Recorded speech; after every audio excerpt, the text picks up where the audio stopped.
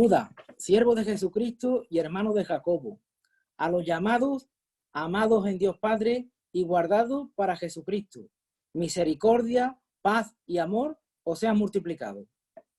Amados, por el gran empeño que tenían en escribiros acerca de nuestra común salvación, he sentido la necesidad de escribiros exhortándoos a contender ardientemente por la fe que de una vez para siempre fue entregada a los santos. Pues algunos hombres se han infiltrado encubiertamente, los cuales desde mucho antes estaban marcados para esta condenación. Impíos que convierten la gracia de nuestro Dios en libertinaje y niegan a nuestro único soberano y Señor Jesucristo. Ahora quiero recordaros, aunque ya definitivamente lo sepáis todo, que el Señor, habiendo salvado al pueblo de la tierra de Egipto, destruyó después a los que no creyeron, y a los ángeles que no conservaron su señorío original, sino que abandonaron su morada legítima, los ha guardado en prisiones eternas, bajo tiniebla para el juicio del gran día. Así también Sodoma y Gomorra y las ciudades circunvecinas, a semejanza de aquellos, puesto que ellas se corrompieron y siguieron carnes extrañas, son exhibidas como ejemplo al sufrir el castigo del fuego eterno. No obstante, de la misma manera también estos hombres, soñando, mancillan la carne, rechazan la autoridad y blasfeman de las majestades angélicas. Pero cuando el arcángel Miguel contendía con el diablo y disputaba acerca del cuerpo de Moisés, no se atrevió a proferir juicio de maldición contra él, sino que dijo: el Señor te reprenda. Mas estos blasfeman las cosas que no entienden, y las cosas que como animales irracionales conocen por instinto, por estas cosas son ellos destruidos. Ay de ellos, porque han seguido el camino de Caín, y por lucro se lanzaron al error de Balaam, y perecieron en la rebelión de Coré. Estos son escollos ocultos en vuestros ágapes, cuando banquetean con vosotros sin temor, apacentándose a sí mismos. Son nubes sin agua llevadas por los vientos, árboles de otoño sin fruto, 2 veces muertos y desarraigados. Son olas furiosas del mar, que arrojan como espuma su propia vergüenza. Estrellas errantes para quienes la oscuridad de las tinieblas han sido reservadas para siempre. De esto también profetizó Enoc en la primera generación desde Adán, diciendo: he aquí, el Señor vino con muchos millares de sus santos para ejecutar juicios sobre todo y para condenar a todos los impíos, que de todas sus obras de impiedad que han hecho impíamente y de todas las cosas ofensivas que pecadores impíos dijeron contra él. Estos son murmuradores, quejumbrosos, que andan tras sus propias pasiones, hablan con arrogancia, adulando a la gente para obtener beneficios. Pero vosotros, amados, acordaos de las palabras que antes fueron dichas por los apóstoles de nuestro Señor Jesucristo, quienes os decían: en los últimos tiempos habrá burladores que irán tras sus propias pasiones impías. Estos son los que causan divisiones, individuos mundanos que no tienen el Espíritu. Pero vosotros, amados, edificándose en vuestra santísima fe, orando en el Espíritu Santo, conservaos en el amor de Dios, esperando ansiosamente la misericordia de nuestro Señor Jesucristo para vida eterna. Y tened misericordia de algunos que dudan, a otros salvad, arrebatándolo del fuego, y de otros tened misericordia con temor, aborreciendo aún la ropa contaminada por la carne. Y aquel que es poderoso para guardaros sin caída y para presentaros sin mancha en presencia de su gloria con gran alegría, al único Dios nuestro Salvador, por medio de Jesucristo nuestro Señor, sea gloria, majestad, dominio y autoridad, antes de todo tiempo, y ahora y por todos los siglos. Amén.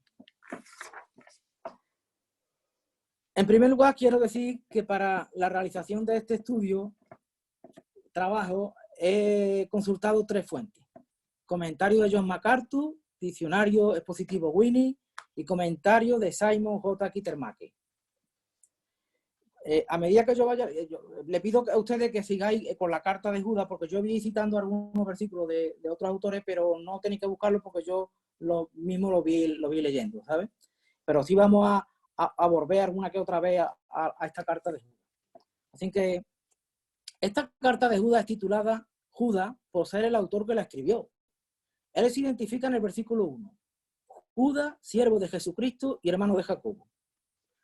Usa un patrón triple: a los llamados, amados en Dios Padre y guardados para Jesucristo. Y les desea misericordia, paz y amor os sean multiplicados. Como ya dijimos, es un libro corto y es la última de las 8 epístolas generales. Esto quiere decir que no iba dirigida a una iglesia en particular, sino dirigida a todas las iglesias. Siguiendo el mismo patrón de triple cosa, dice de los apóstoles inmorales, versículo 8, se contaminan el cuerpo, o mancillan la carne, que es lo mismo, rechazan la autoridad y blasfeman de las majestades angélicas. En el versículo 16, de los murmuradores y quejumbrosos dice, andan tras sus propias pasiones, hablan con arrogancia y adulan a la gente para obtener beneficios. En el versículo 19, sobre los burladores dice, que causan divisiones, que son individuos mundanos y que no tienen el espíritu. Para terminar, en el versículo 25, en la bendición, o también llamada doxología, al único Dios, nuestro Salvador, por medio de Jesucristo, nuestro Señor, sea gloria, majestad, dominio y autoridad, antes de todo tiempo, ahora y por todos los siglos. Amén. El patrón triple es el que lo hace singular con respecto a otro. Judas se crió en Galilea, por lo que además de arameo, conocía bien el griego, que era el idioma universal de la época, y fue el que usó de una forma muy aceptable para escribir esta carta. ¿Quién son los llamados, amados y guardados a los que le escribe? Veamos lo que dice Romanos 8:30. Y a los que predestinó, a esos también llamó. Y a los que llamó, a esos también justificó. Y a los que justificó, a esos también glorificó. En Primera de Pedro 1:15 leemos, sino que así como aquel que os llamó es santo, así también sed vosotros santos en toda vuestra manera de vivir. En Primera de Pedro 2:9, pero vosotros sois linaje escogido, real sacerdocio, nación santa, pueblo adquirido para posesión de Dios, a fin de que anunciéis las virtudes de aquel que os llamó de las tinieblas a la luz admirable. En Primera de Pedro 5:10, y después de que hayáis sufrido un poco de tiempo, el Dios de toda gracia, que os llamó a su gloria eterna en Cristo, Él mismo os perfeccionará, afirmará, fortalecerá y establecerá. Y en Segunda de Pedro 1:3, pues su divino poder, que nos ha concedido todo cuanto concierne a la vida y a la piedad, mediante el verdadero conocimiento de aquel que nos llamó por su gloria y excelencia. Vemos cómo Judas está escribiendo a cristianos y aunque muy brevemente está tocando la doctrina de la elección, a los llamados. La audiencia exacta de creyentes con quienes Judas mantuvo correspondencia es desconocida, pero parece ser judía a la luz de las ilustraciones de esta carta, Judas. Estos conocían bien el Antiguo Testamento, por lo que se supone que fuesen judíos convertidos al cristianismo. Lo cierto es que escribió a una región recientemente plagada por impíos aduladores que buscaban su propio beneficio. El autor de Judas generalmente ha sido aceptado como Judas, el medio hermano de Cristo. Y vemos en Mateo 13:55. ¿No es este el hijo del carpintero? ¿No se llama su madre María y sus hermanos Jacobo, José, Simón y Judas? En Marcos 6:3, ¿no es este el carpintero, el hijo de María y hermano de Jacobo, José, Judas y Simón? ¿No están sus hermanos aquí con nosotros? Y se escandalizaban a causa de él. No se sabe si Judas viajó en viajes misioneros con otros hermanos y sus esposas, siendo un predicador itinerante, como leemos en 1 Corintios 9:5, que dice, ¿acaso no tenemos derecho a llevar con nosotros una esposa creyente, así como los demás apóstoles y los hermanos del Señor y Cefas?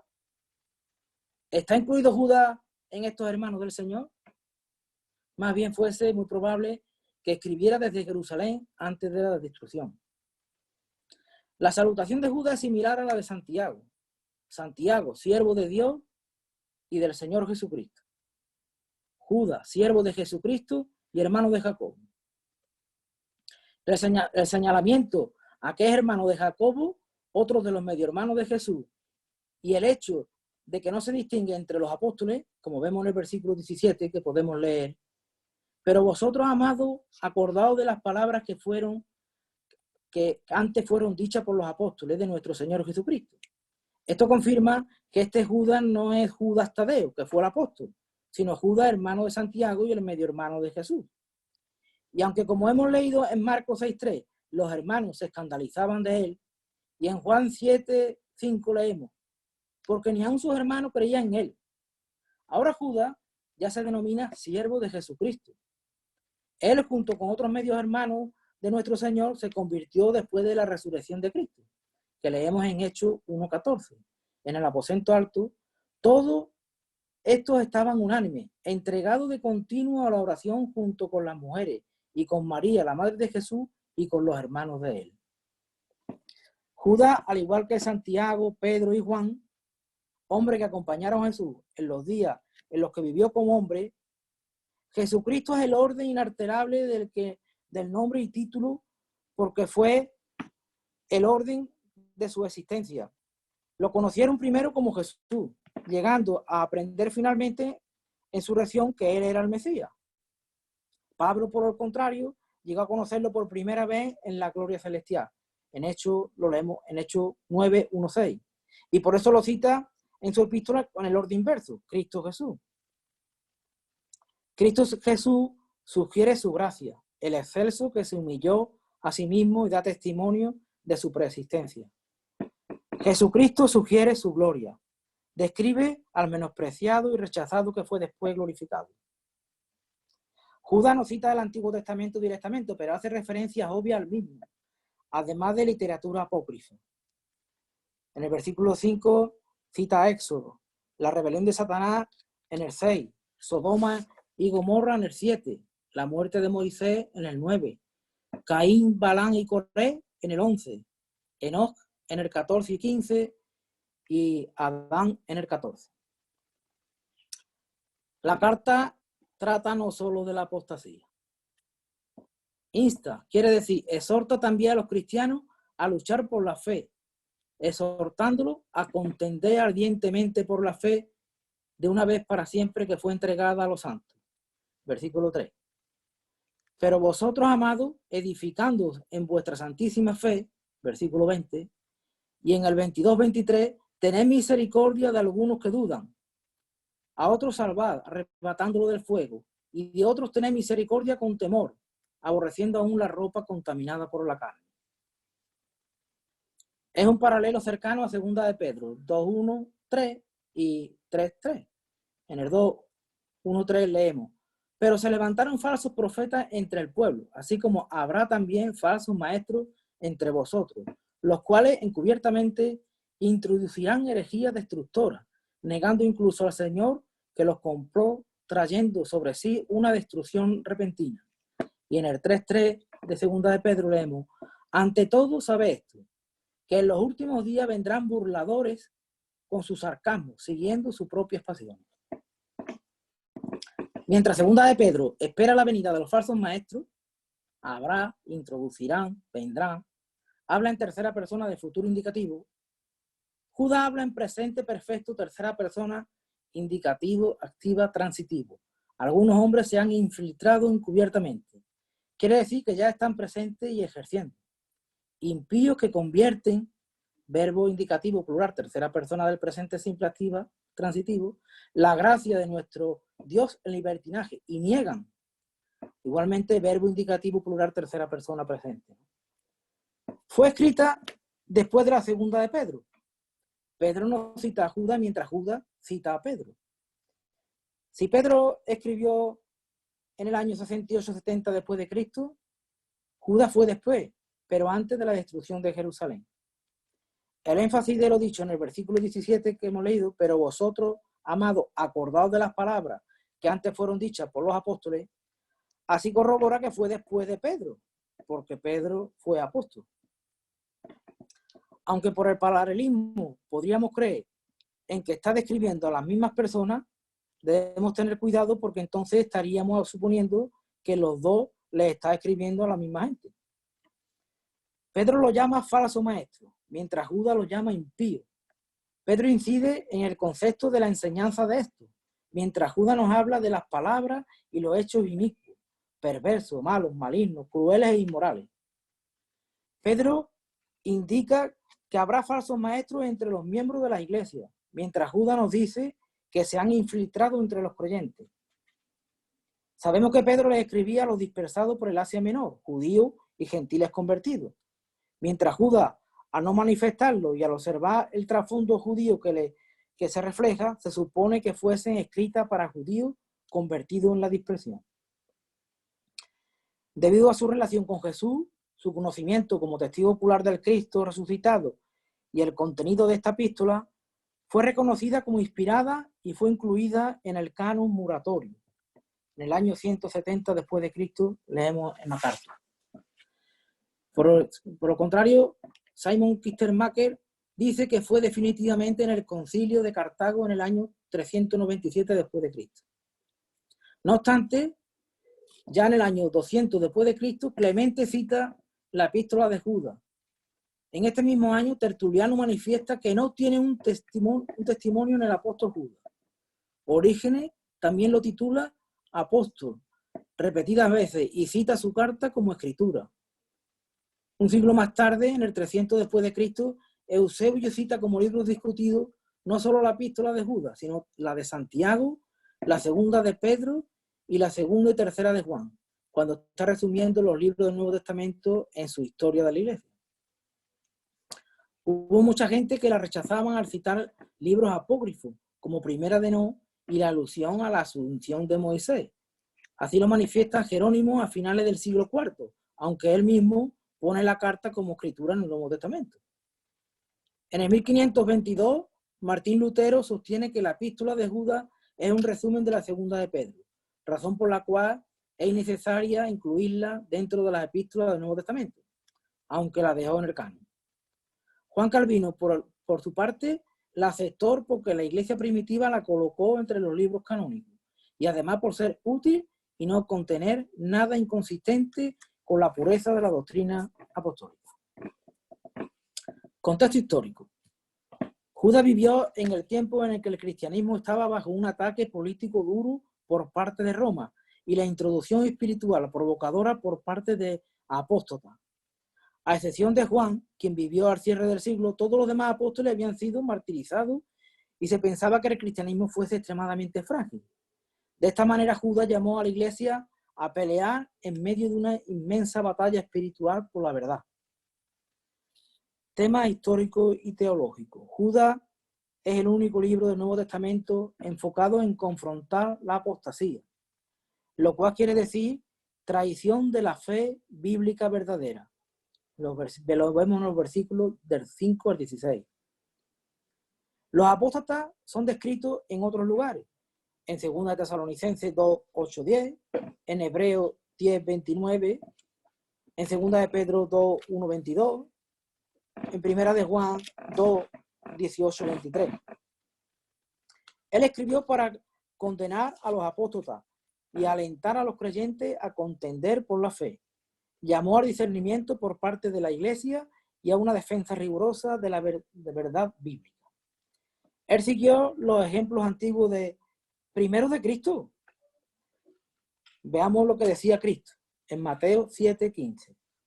Cuidado de los falsos profetas que vienen a vosotros con vestidos de oveja, pero por dentro son lobos rapaces. En Mateo 16:6 dice, y Jesús les dijo, estad atentos y guardaos de la levadura de los fariseos y los saduceos. En Mateo 24, 11, 13, y se levantarán muchos falsos profetas y a muchos engañarán.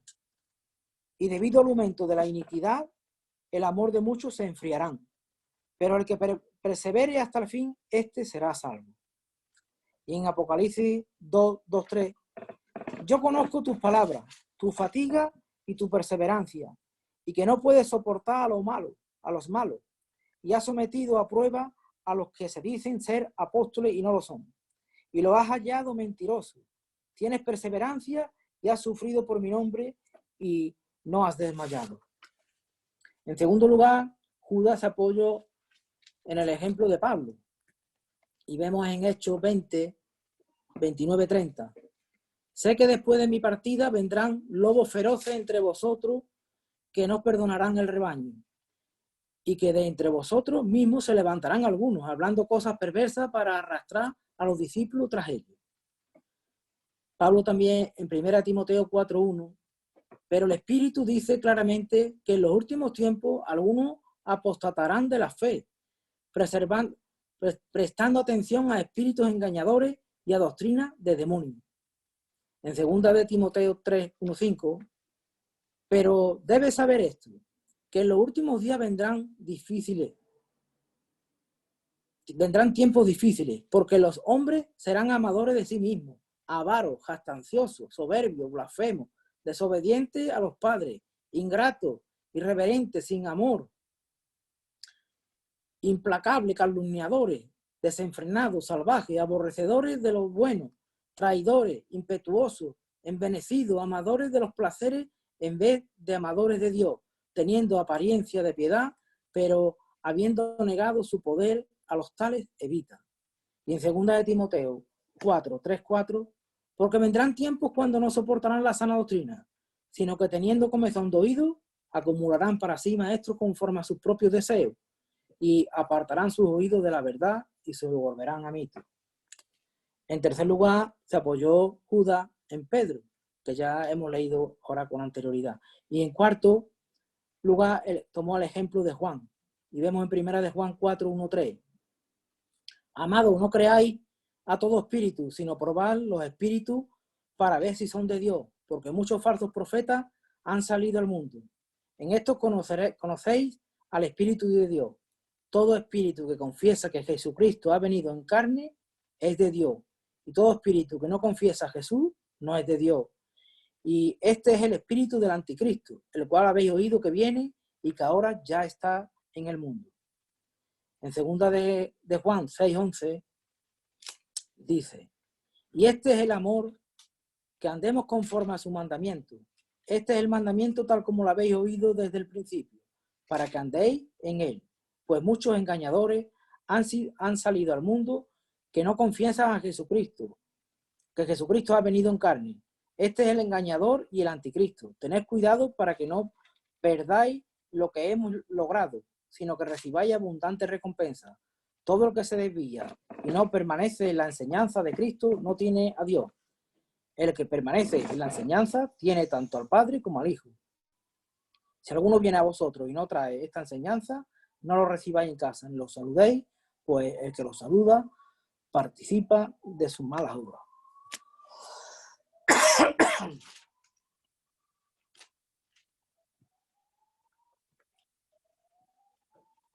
Judas también describe de una manera vivida a los apóstoles en términos de su estado espiritual y actividades inconscientes. Vemos en el versículo 4, pues algunos hombres se han infiltrado encubiertamente, los cuales desde mucho antes estaban marcados para esta condenación, impíos que convierten la gracia de nuestro Dios en libertinaje y niegan a nuestro único soberano y Señor Jesucristo. En el versículo 8 leemos, no obstante, de la misma manera también estos hombres, soñando, mancillan la carne, rechazan la autoridad y blasfeman de las majestades angélicas. En el versículo 10, mas estos blasfeman las cosas que no entienden y las cosas que como animales irracionales conocen por instinto. Por estas cosas ellos son destruidos. En el versículo 16, estos son murmuradores, quejumbrosos, que andan tras sus propias pasiones, hablan con arrogancia, adulando a la gente para obtener beneficios. En el 18, que nos decían, en los últimos tiempos habrá burladores que irán tras sus propias pasiones impías. Y en el 19, estos son los que causan divisiones, individuos mundanos que no tienen el espíritu. Podemos definir cuál es el perfil de un apóstata según nos lo define Judas en esta carta.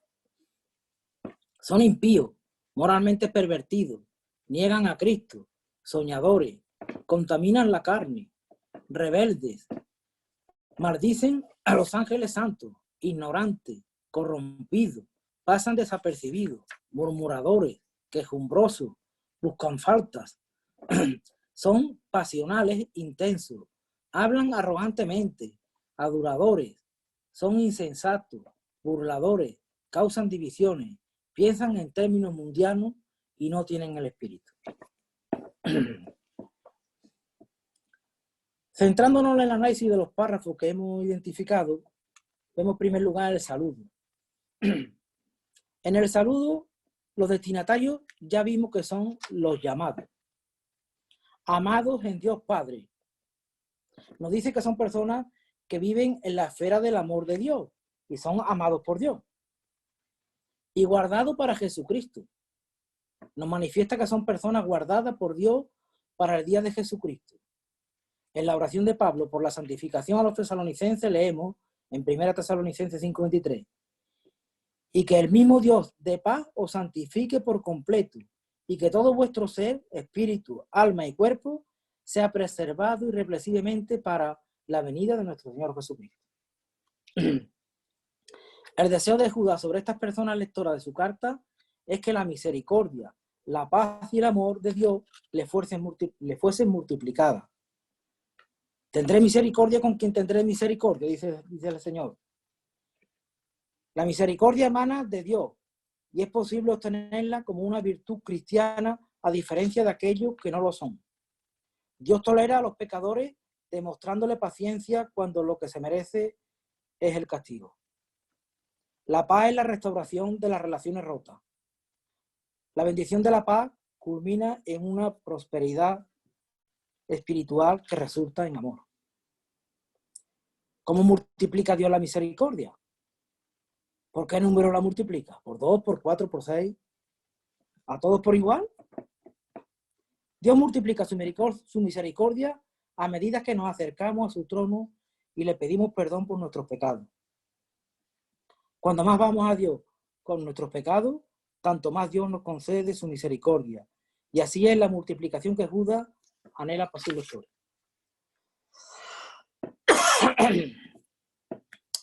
Otro párrafo es el motivo de la carta. Judas, en primer lugar, quiere animar a los lectores a afirmar su fe. Y en segundo lugar, le alerta del peligro que representan aquellos que se han infiltrado, explicándole cuál es la doctrina y la vida de estos impíos. Dice Judas en el versículo 3: Amado, por el gran empeño que tenían en escribiros acerca de nuestra común salvación, he sentido la necesidad de escribiros exhortando a contender ardientemente por la fe que de una vez para siempre fue entregada a los santos. Es decir, Judas tenía una intención de escribir de una cosa concreta, acerca de nuestra común salvación. Pero esto fue cambiado por contender ardientemente por la fe de una vez para siempre que fue entregada a los santos. En estos versículos 3 y 4 vemos un contraste. La fe que fue entregada a los santos y la condenación para los impíos, los cuales estaban marcados desde mucho antes. Judas observa un proceso muy peligroso que va tomando forma en la iglesia y siente como pastor advertir para que se opongan a los que se están infiltrando. Judas no dice si esta gente impía se está infiltrando, que esta gente impía se están infiltrando perteneció alguna vez a la iglesia cristiana. Probablemente fuesen predicadores itinerantes que deseaban destruir la iglesia de Jesucristo. En el Nuevo Testamento observamos muchas veces muchas advertencias a evitar los falsos maestros. Lo vemos en Filipenses 3:2, en Colosenses 2:8, en 2 Timoteo 3:6, en 1 de Juan 3:7 y en 2 de Juan 7. Tampoco dice que sean ateos, pues no se le hubieran dejado entrar. Pero su conducta revela impiedad. Dice, impíos que irán tras sus propias pasiones. Niegan a Jesucristo. Aquí Judas solo nos informa de su conducta, no nos dice cómo lo hacen. Sí nos dice en el versículo 11, hay de ellos que están caminando hacia la destrucción y pone los ejemplos de personajes antiguos. Con esto quiero advertir a los lectores para que no se dejen arrastrar por estos pecadores que han tomado el camino de Caín. ¿Cuál es el camino de Caín? Caín no tenía ni fe ni amor. En él había envidia y codicia, lo que lo llevó al asesinato. El camino de Balaam. La escritura enseña este camino indicando cómo Balaam buscó corromper a los israelitas tentándolo con la inmoralidad sexual y la adoración a los ídolos. Esto lo leemos en Números 31:8. Y perecieron en la rebelión de Coré. En el libro de Números 16:1-35 Nos relata cómo fueron tragados por la tierra y consumidos por el fuego los líderes que se opusieron al liderazgo de Moisés y Aarón. Caín rompió su relación con Dios. Balaam deseaba arrastrar al pueblo al pecado para obtener ganancias. Y Coré puso en tela de juicio la sabiduría de Dios al designar a Moisés y a Aarón como líderes de Israel. Judas nos viene a decir que estos impíos también rechazan la enseñanza y el liderazgo, y que al igual que los de Coré, estos también perecerán bajo el juicio de Dios. Judas usa estos tres ejemplos para demostrar que en su propio tiempo los inicuos buscan destruir al pueblo de Dios. Hasta aquí hemos visto el saludo en general a unas personas determinadas, a cristianos, y hemos analizado el motivo de la carta: persuadir a contender por la fe y avisar de la infiltración de los impíos. Nos ha recordado lo que le pasó a los que se desviaron en el tiempo del Antiguo Testamento.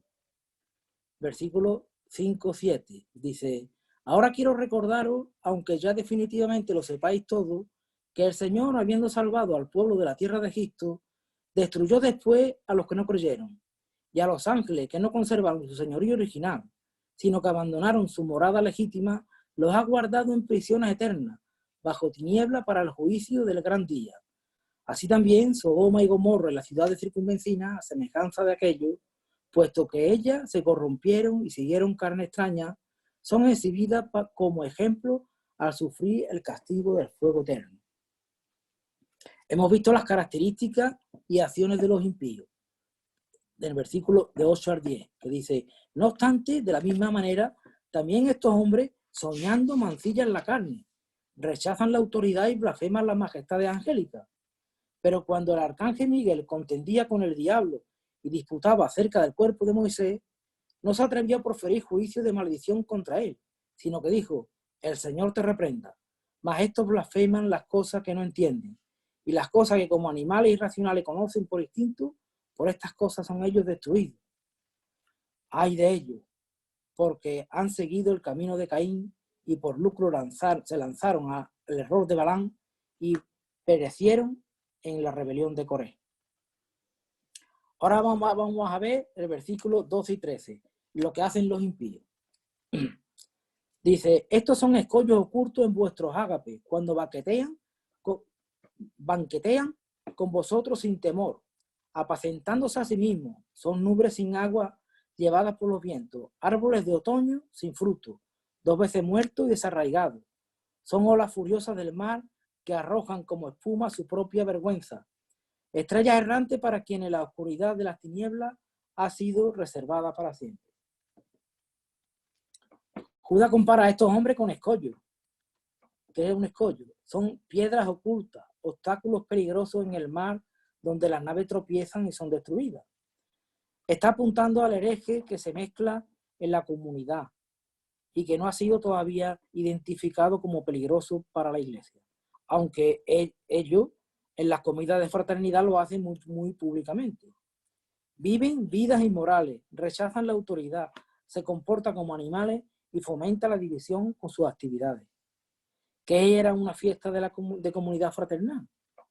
Pues lo mismo que ahora, una comida comunitaria de cristianos con el propósito de promover y manifestar el amor fraternal entre los hermanos. En estas comidas los impíos trataban de destruir la unidad y armonía sin piedad ni remordimiento. Nos dice Judas que se apacentaban a sí mismos, haciendo referencia a lo que Dios nos transmite por medio de Ezequiel 34:2. Ay de los pastores que se apacientan a sí mismos. Estos impíos iban a las comidas a apacentarse a sí mismos. Esperaban recibir apoyo monetario de estos miembros sin darle nada a cambio. Judas describe a estos hombres con 4 metáforas escogidas de la naturaleza. Nubes sin agua, describe el engaño. Árboles sin fruto, simboliza la inutilidad. Olas violentas del mar, que describe el desenfreno. Y estrellas errantes, que son imágenes de la desobediencia. Judas los describe como apóstatas en cuya compañía ningún cristiano puede mantener el rumbo y a quien Dios ha consignado al infierno. Dice, para quien la oscuridad de las tinieblas ha sido reservada para siempre. Mediante la voz pasiva nos está indicando que Dios ha puesto a estos impíos junto a los ángeles caídos, que hemos visto en el versículo 6, en la oscuridad eterna. ¿Cómo son y qué les espera a los impíos? Dice, de esto también profetizó Enoc en la 7ª generación de Adán, diciendo, he aquí, el Señor vino con muchos millares de sus santos para ejecutar juicio sobre todo y para condenar a todos los impíos de todas sus obras de impiedad que han hecho impíamente y de todas las cosas ofensivas que pecadores impíos dijeron contra él. Estos son murmuradores, quejumbrosos, que andan tras sus propias pasiones, habla con arrogancia, adulando a la gente para obtener beneficios. Judas, cuando habla de Enoc, no dice como otros escritores, como está escrito. Sin embargo, cita a Enoc para decirnos cómo vendrá el Señor para ejecutar juicio. La profecía de Enoc dice así, ved, él llegará con 10 millones de los santos que para llevar a cabo el juicio de todos. Destruirá a los malvados y reprenderá a toda carne a causa de todo lo que han hecho, todos aquellos que los pecadores e impíos cometieron contra él. Judas pone la cita dentro de la perspectiva del regreso de Cristo, para poner al Señor como sujeto. Así lo vemos en Mateo 25:31. Pero cuando el Hijo del Hombre venga en su gloria y todos los ángeles con él, entonces se sentará en el trono de su gloria. El Señor regresará para pronunciar juicio sobre todo y declarar culpable a los malvados. Judas nota que el Señor juzgará a todos porque Dios le ha dado autoridad a Jesús para juzgar al pueblo. Vemos en Juan 5, 27, 30. Alentando a resistir, del versículo 17 al 23, que dice, pero vosotros, amados, acordaos de las palabras que antes fueron dichas por los apóstoles de nuestro Señor Jesucristo, quienes os decían, en los últimos tiempos habrá burladores que irán tras sus propias pasiones impías. Estos son los que causan divisiones, individuos mundanos que no tienen el Espíritu. Pero vosotros, amados, edificando en vuestra santísima fe, orando en el Espíritu Santo, conservados en el amor de Dios, esperando ansiosamente la misericordia de nuestro Señor Jesucristo para vida eterna. Y tened misericordia de algunos que dudan, a otros salvad arrebatándolo del fuego, y de otros tened misericordia con temor, aborreciendo aún la ropa contaminada por la carne. Judas trata a sus lectores como amados, los trata cariñosamente y les insta a que recuerden el mensaje del Evangelio para poder defenderse de los peligrosos ataques de los impíos. Deben de recordar el Evangelio predicado por los apóstoles de Cristo para poder oponerse a estos adversarios. Aquí vemos como Judas da a entender que él no es uno de los apóstoles de Cristo. Y en los últimos tiempos habrá burladores que irán tras sus propias pasiones, dice. Ya Pablo dijo en Hechos 20:29, sé que después de mi partida vendrán lobos feroces entre vosotros que no perdonarán el rebaño. Y en 2 de Pedro 3:3, ante todo sabe esto, que en los últimos días vendrán burladores con un sarcasmo siguiendo con sus propias pasiones. En los últimos tiempos se refiere al presente y al futuro, desde que Cristo vino a traer el Evangelio y hasta su regreso. Los apóstoles predicen que mientras más cerca esté el fin de los tiempos, más burladores tendremos que tratarán de ridiculizar a los cristianos y a su fe, e irán tras sus propias pasiones de lujuria. Esta actitud es totalmente contraria a la de los cristianos que desean cumplir la voluntad de Dios, mientras estos impíos no tienen el Espíritu. A los creyentes Judas les dice, pero vosotros, amados, edificándoos en vuestra santísima fe, los impíos causaban divisiones y a sus lectores le manda a que guarden la unidad de la iglesia, edificándose mutuamente sobre el fundamento de su santísima fe. Judas comienza su carta pidiendo que contiendan por la fe. Y ahora viene a terminar pidiendo que se edifiquen sobre su fe, lo que los cristianos creen, que es el fundamento de Cristo. Es un don que los cristianos poseen juntos. ¿Y cómo se edifican? Orando en el Espíritu Santo. Así los cristianos están dependientes de la voluntad de Dios. Es similar a lo que Pablo le dice a los Efesios 6:18. Con toda oración y súplica, orad en todo tiempo en el Espíritu, y así velad con toda perseverancia y súplica por todos los santos. Dice Judas, esperando ansiosamente la misericordia de nuestro Señor Jesucristo para vida eterna. El cristiano guarda ansiosamente el día en que la misericordia de Cristo lo absorberá en el juicio, en tanto que los impíos recibirán su justo castigo. Dice, y tened misericordia de algunos que dudan. Aquí Judas viene a pedir que al igual que los cristianos obtendrán misericordia de Dios, también se debe tener misericordia con aquellos que dudan. A esto hay que darle ayuda y comprensión afirmándolos en la fe. Dice, y a otros salvad arrebatándolo del fuego. Judas ha tomado aquí la referencia del libro de Amós 1:11, que Dios dice al pueblo de Israel, y fuiste como tizón arrebatado de la hoguera. Es decir, estos están ya quemándose por culpa de estos impíos. Pero salvad. ¿Quién es el que salva? El que salva es Dios. Calvino propone una explicación a esta frase. Cuando la palabra salva es transmitida a los hombres, esto no quiere decir que ellos son los autores, sino que son los ministros de la salvación. Y de otro, tener misericordia con temor. En este caso, Judas se está refiriendo al tercer grupo de gente, no a los que dudan o que están medio quemados, sino a los que persisten en pecar. En otras palabras, debemos tener misericordia de ellos, pero estando alerta, no vaya a ser que nos atrapen en el pecado. Aborreciendo aún la ropa contaminada por la carne, dice Judas. Judas dice a sus lectores que eviten todo contacto con el pecado para que no los contamine. Odien al pecado tal como repugnáis la ropa interior contaminada y manchada del excremento humano. Y el tercer bloque que hemos identificado es la doxología.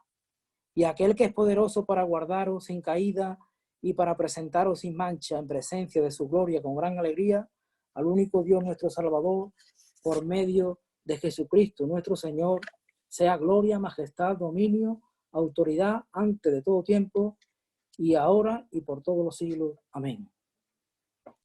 Aquí tenemos una bella expresión de alabanza.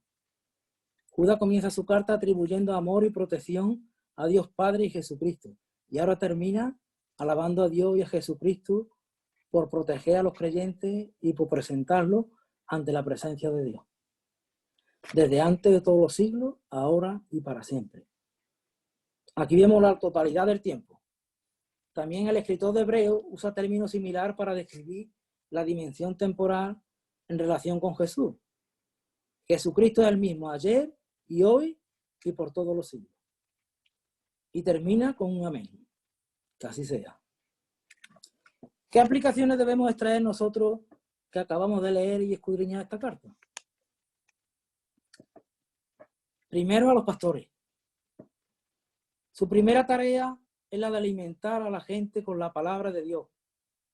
Debe llamarlos al arrepentimiento, rogar en nombre de ellos e instarlos a reconciliarse con el Señor.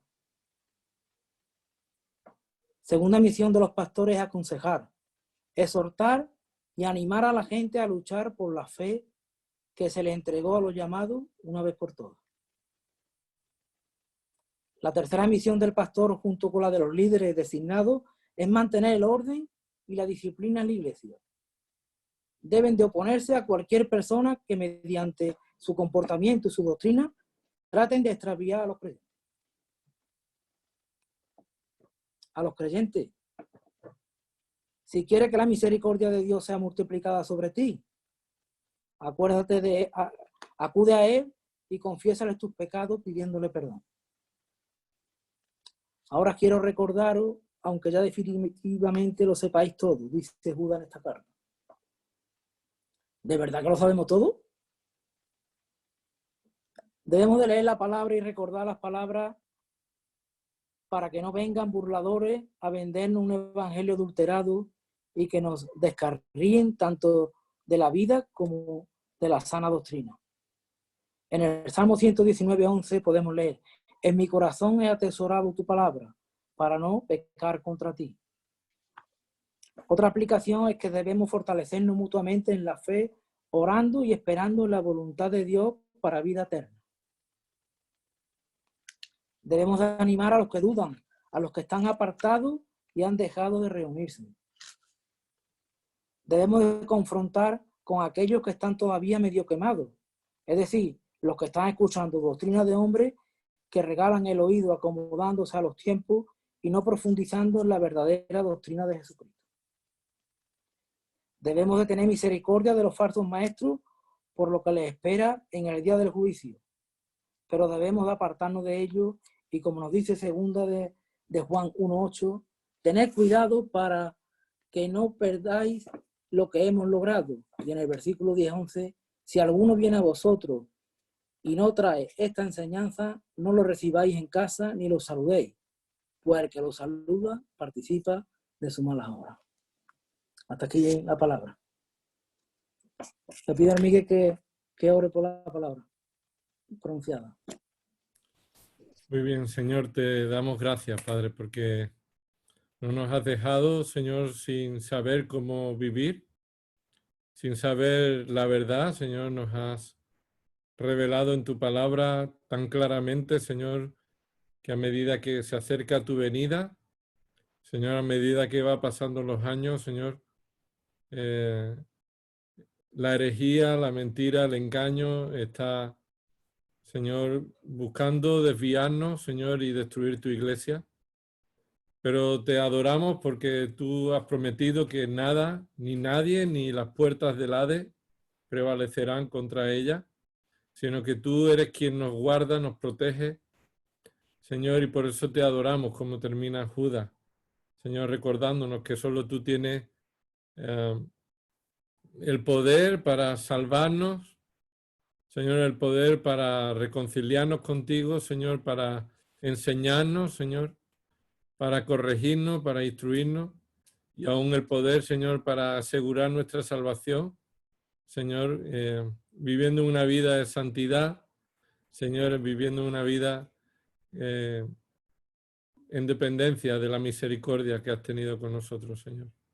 Gracias por la palabra, gracias por el trabajo, Señor, de nuestro hermano, y también te pedimos que sea tu palabra escuchada en esta tarde, meditada en nuestros corazones, en nuestros pensamientos, que no nos olvidemos de ella, Señor, que meditemos y pongamos a prueba nuestro corazón, Señor. Y si hay en alguno de nosotros, Señor, un espíritu engañador o una apariencia, Señor, de piedad, Señor, te pedimos que tú tengas misericordia y que tú nos lleves al arrepentimiento, Señor. Te pedimos que si hay alguno de nosotros que duda, Señor, que tengamos misericordia y que tú obres por tu palabra para traerle al convencimiento, Señor.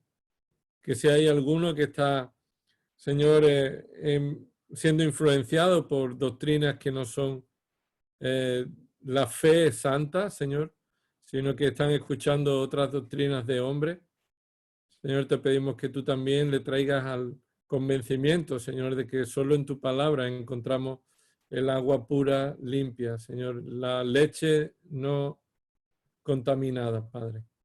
Gracias por Cristo, Señor, en quien estamos seguros, y gracias porque, Señor, por tu palabra de nuevo nos recuerda, Señor, que no hay nada que podamos hacer en el desconocimiento o separados de ti, Señor, sino que tú vas a producir fruto en nuestras vidas para tu gloria cuando estamos unidos a Cristo y cuando tu palabra obra en nuestros corazones. Hemos tenido ejemplos, Señor, en esta carta de personas que en el Antiguo Testamento, Señor, se apartaron o parecieron, Señor, ser lo que no eran. Señor, te pedimos que esto tú lo pruebes en cada uno de nuestros corazones. A ti sea la gloria. Señor, trae salvación al pecador. Arrepentimiento, Señor, continuamente al creyente. Y, Señor, que tú recibas la gloria de todo lo que hacemos, Señor, porque todo proviene de ti y está asegurado por ti, Padre. En el nombre de Cristo oramos. Amén. Pues, hermanos, gracias.